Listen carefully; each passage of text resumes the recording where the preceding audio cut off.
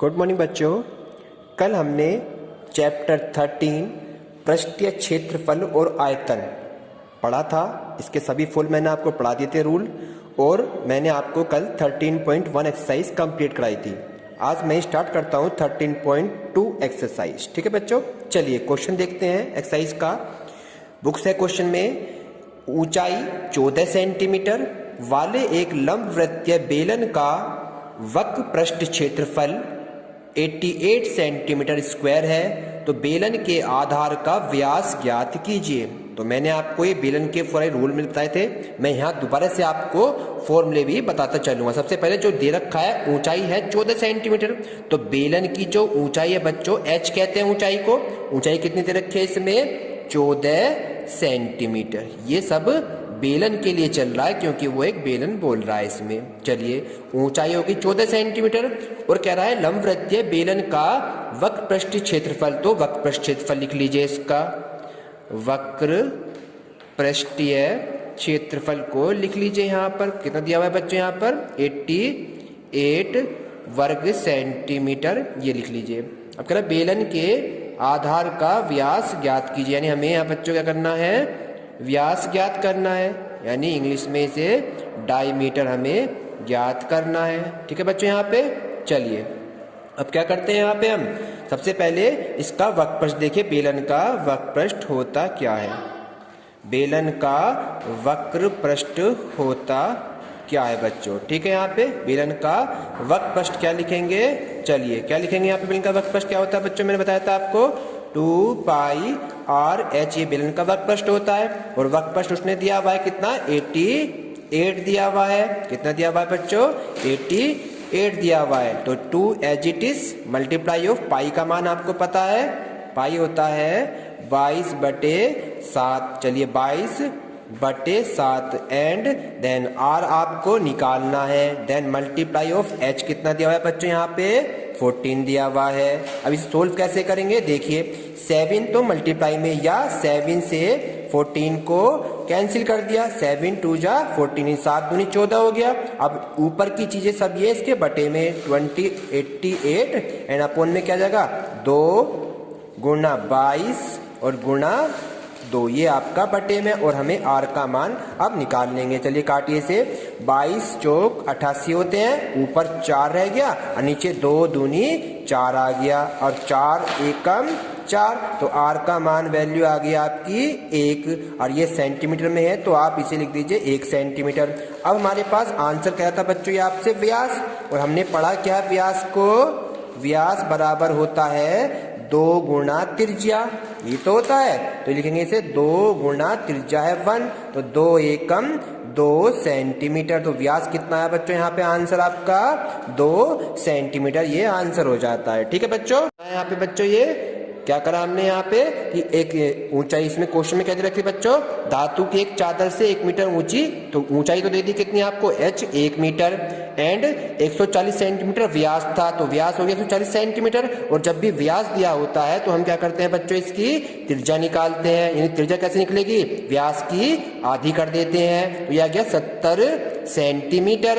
अब क्या करेंगे बच्चों? ये मीटर में है, ये सेंटीमीटर में है, तो इस सेंटीमीटर को भी मीटर कैसे बनाएंगे? हमें पता है कि 1 मीटर में कितने सेंटीमीटर होते हैं बच्चों? 100 सेंटीमीटर होते हैं 1 मीटर में। कितने होते हैं? 100। तो इसे 100 से डिवाइड कर देंगे, 70 को 100 से डिवाइड। तो कैसे डिवाइड करेंगे? 0 से 0 कैंसिल हो गई, और 10 से भाग देते हैं तो 0.7 मीटर, ये इसकी क्या होगी बच्चों? त्रिज्या निकल का आई 0.7 मीटर, यानी मीटर में इसको बना लिया आपने। अब वो क्या कह रहा है आपसे कि व्यास के आधार वाली एक बंद बेलनाकार टंकी बनाई जाती है, तो इस कार्य के लिए कितने वर्ग मीटर चादर की आवश्यकता होगी? तो वर्ग मीटर की बात कर रहा है, और ये कैसी एक बेलनाकार चीज है, तो इसमें बेलन का वक्र पृष्ठ हम ज्ञात कर देंगे क्वेश्चन में। तो बेलन का वक्र पृष्ठ यानी संपूर्ण पृष्ठीय क्षेत्रफल कैसे निकालेंगे? बेलन का लिखेंगे बेलन का संपूर्ण पृष्ठीय क्षेत्रफल, बेलन का संपूर्ण पृष्ठीय क्षेत्रफल कर दीजिए। बेलन का संपूर्ण पृष्ठीय क्षेत्रफल क्या होता है बच्चों? 2 पाई आर और H प्लस R, ये बेलन का संपूर्ण पृष्ठ क्षेत्रफल होता है। क्लियर हो गया बच्चों? दो as it is multiply pi का मान 22/7 मल्टीप्लाई R, R है कितना बच्चों यहाँ पे 0.7, फिर ब्रैकेट में H कितना है यहाँ पे 1 प्लस 0.7। क्लियर हो गया बच्चों आपके? अब इसे सोल्व कैसे करेंगे, मैं सोल्व कर देता हूं आपको। इसकी पॉइंट हटा दीजिए, नीचे ये 10 हो जाएगा और 7 से 7 हो गया फाइन। अब इन दोनों की मल्टीप्लाई कर दीजिए, यहाँ पे 22 दूनी 44 हो गया और ऊपर 1.07 हो गया तो 1.7 ये हो गया और नीचे आपका 10 एज इट इज है। ऊपर क्लियर समझ में आया बच्चों? अब क्या करेंगे, अब हम इसे 10 से डिवाइड कर दीजिए 4 को, 44 को डिवाइड करेंगे तो आएगा 4.4 एंड मल्टीप्लाई 1.7। क्लियर बच्चों? अब क्या करेंगे, इन दोनों की मल्टीप्लाई, तो दोनों की मल्टीप्लाई आ गया 7.48 वर्ग मीटर। ये आपका बेलन का संपूर्ण पृष्ठ हो गया। यही हमसे ये आंसर पूछ रहा था। क्लियर हो गया बच्चों आपके? चलिए अब हम चलते हैं इस पे थर्ड क्वेश्चन की तरफ। थर्ड में क्या कह रहा है आपसे, ये थर्ड क्वेश्चन देखते हैं इसका। चलिए इसका थर्ड क्वेश्चन देखिए। थर्ड में क्या कह रहा है बच्चों ये आपसे, थर्ड कह रहा है धातु का एक पाइप 77 सेंटीमीटर लंबाई का है, इसके एक अनुप्रस्थ काट का आंतरिक व्यास 4 सेंटीमीटर है और बाहरी व्यास 4.4 सेंटीमीटर है। आंतरिक तो 4.4 है, वो 4 सेंटीमीटर है और बाहर वाला 4.4 है। तो आकृति दिखाई हुई है इसमें, इस आकृति के अकॉर्डिंग कह रहा आंतरिक वक्रपृष्ठ क्षेत्रफल निकालो, बाहरी वक्रपृष्ठ क्षेत्रफल निकालो और कुल पृष्ठीय क्षेत्रफल निकालो। ये 3 क्वेश्चन इसमें आपको दे दिए हैं इसने। चलिए फर्स्ट क्या करते हैं, 77 सेंटीमीटर लंबाई दे रखी है तो H हाइट कितनी होगी बच्चों यहाँ पर पाइप की, जो ये पाइप है पाइप की लंबाई कितनी दे दी यहाँ पर बच्चों, H दे दी 77 सेंटीमीटर। क्लियर बच्चों? आंतरिक व्यास लिख दो अब इसका, आंतरिक जो दे रखी है सबसे पहले हमने वही लिखी है। आंतरिक व्यास कितना दे रखा है बच्चों यहाँ पे 4 सेंटीमीटर। अब इसकी त्रिज्या कैसे निकालते हैं, इसको आधा कर देते हैं, यानी 4 से 2 को डिवाइड कर दिया तो आपका 2 सेंटीमीटर बच्चों यहाँ पर इसकी त्रिज्या निकल जाती है। चलिए अब इसका बाहरी व्यास देखिए, बाहरी व्यास दे रखा है इसका, भारी व्यास कितना दे रखा है 4.4 सेंटीमीटर दिया हुआ है। देन इसकी रेडियस को कैपिटल आर मान लीजिए और ये हो गया 4.4 को फिर आधा कर दीजिए यानी 2 से डिवाइड कर दीजिए। तो 2 से डिवाइड करेंगे तो कितना हो जाएगा बच्चों यहाँ पर 2.2 सेंटीमीटर हो जाता है। क्लियर हो गया? अब हमारा फर्स्ट क्वेश्चन पढ़ते हैं, वो क्या कह रहा है। फर्स्ट में कह रहा था कि इस आंतरिक वक्रपृष्ठ क्षेत्रफल निकालिए, तो आंतरिक पाइप का आंतरिक वक्रपृष्ठ निकाल देंगे। पाइप का आंतरिक वक्रपृष्ठ क्षेत्रफल, वक्रपृष्ठ क्षेत्रफल तो कैसे निकालेंगे बच्चों, क्या होता है वक्रपृष्ठ का बेलन का 2 पाई RH होता है फॉर्मूला। तो 2 एज इट इज रखते हैं और पाई का मान होता है 22/7 एंड R की वैल्यू हमारे पास कितनी दी हुई है, आंतरिक वाले की R दे रखी है 2 सेंटीमीटर और मल्टीप्लाई ऑफ H है 77 दिया हुआ है। क्लियर हो गया बच्चों? अब 7 से इसको डिवाइड कर दीजिए, 11 आ गया और सबकी मल्टीप्लाई कर देंगे। 22 दूनी 44, 44 दूनी कितना हो गया बच्चों यहाँ 88 और इसकी 11 से मल्टीप्लाई कर देंगे और 11 की 88 से मल्टीप्लाई करेंगे तो 968 वर्ग सेंटीमीटर। तो ये आंतरिक वक्रपृष्ठ ज्ञात हो गया।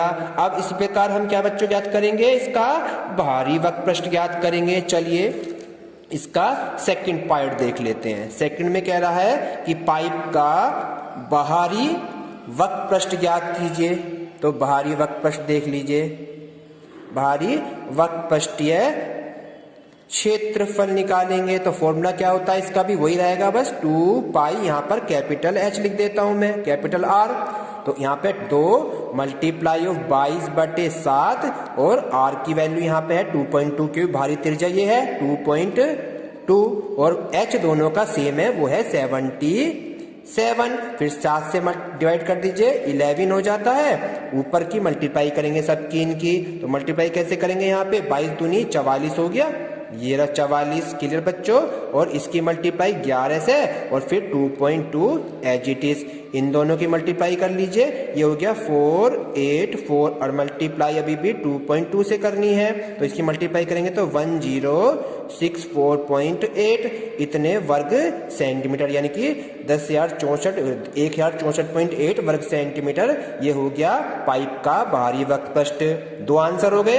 तीसरा कह रहा है इसका कुल पृष्ठीय क्षेत्रफल ज्ञात कीजिए। तो कुल पृष्ठीय क्षेत्रफल कैसे ज्ञात करेंगे बच्चों, उसे देख लेते हैं। चलिए, कुल पृष्ठीय क्षेत्रफल के लिए क्या करेंगे, यानी हमारी 2 चीज फाइंड हो गई यहाँ पर। तीसरा थर्ड नंबर कैसे फाइंड करेंगे, आ जाते हैं। चलिए, क्वेश्चन में थर्ड कैसे फाइंड करेंगे, यानी कि कुल पृष्ठीय क्षेत्रफल, कुल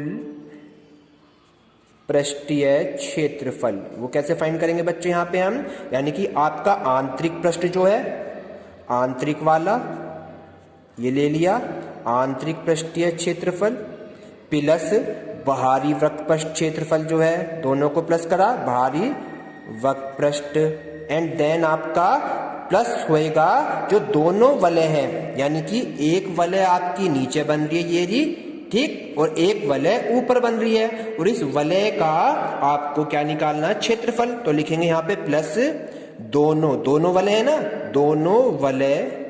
दोनों वलय सिरों का क्षेत्रफल। तो ये कैसे निकालेंगे, चलिए चलते हैं। तो इसका क्षेत्रफल निकाला था 968 प्लस का चिन्ह, इसका निकाला था हमने 1064, 106.48, देन प्लस का साइन एज इट इज। अब इसको कैसे करेंगे, दोनों वलय का होता है 2 पाई आर स्क्वायर, तो 2 पाई और आर, क्योंकि यहाँ पे 2 वलय आ रही है, एक वलय ये रही, एक ये रही, इस वलय को कैपिटल आर, इसकी वलय की त्रिज्या स्मॉल आर, तो formula 2 pi r square minus r square, वलय के लिए रूल लग जाता है। चलिए, दोनों को यहाँ पर हमने दोनों को जोड़ दिया, 968 में 1064.8 को जोड़ते हैं तो ये हो जाता आपका 2032.8 प्लस का साइन एज इट इज है, और ये हो गया आपका 2 एज इट इज बच्चों। पाई का मान होता है 22/7, और इस आर की वैल्यू कितनी निकाली हमने, 2.2 दी हुई है। ये होगी आपकी बाहरी त्रिज्या माइनस आंतरिक त्रिज्या है 2 और बाहरी त्रिज्या है 2.2। चलिए, ये एज इट इज चल रहा है 203.8 प्लस का चिन्ह, ठीक है, 2 multiply of 22/7 and multiply of 2.2 का स्क्वायर कर देंगे, तो ये हो गया 4.84 माइनस ये हो गया 2 2 जा 4 प्लस ये एज इट इज चल रहा है बच्चों यहाँ पर अभी, ठीक है, प्लस का 2 मल्टीप्लाई ऑफ 22/7 मल्टीप्लाई, अब इसमें से इसको माइनस कर देंगे, तो माइनस करेंगे तो कितना होगा 0.84, और ये आपका 2032 इंटू 8 प्लस इसे डिवाइड कर देंगे 7 से डिवाइड करेंगे तो ये हो गया 0.12, 2284 होता है। अब इनकी गुणा कर दो, 22 दूनी 44 और 0.12। चलिए, ये हो गया 2032.8, देन प्लस अब इन दोनों की मल्टीप्लाई कर देते हैं हम, इन दोनों की जब मल्टीप्लाई करेंगे तो ये आ जाएगा 5.28, क्लियर बच्चों, और इसमें से प्लस कर देंगे तो प्लस हो गया 2038.08 इतने वर्ग सेंटीमीटर हो गया। तो बच्चों ये आपका आंसर हो जाता है। तो आपके 3 क्वेश्चन कंप्लीट हो जाते हैं आज। कल मैं आपको इससे आगे क्वेश्चन कराऊंगा, यानी 4, 5, 6, इसमें टोटल 11 क्वेश्चन है। मैं इसमें से और भी कुछ इंपोर्टेंट क्वेश्चन जो होंगे वो मैं आपको कल करा दूंगा। आप पहले इन 3 क्वेश्चंस के और जो बाकी मैंने कल आपको रूल बताए थे वो सभी रूल अपनी कॉपी में लिखकर आगे क्वेश्चन करने की कोशिश करें। Thank you.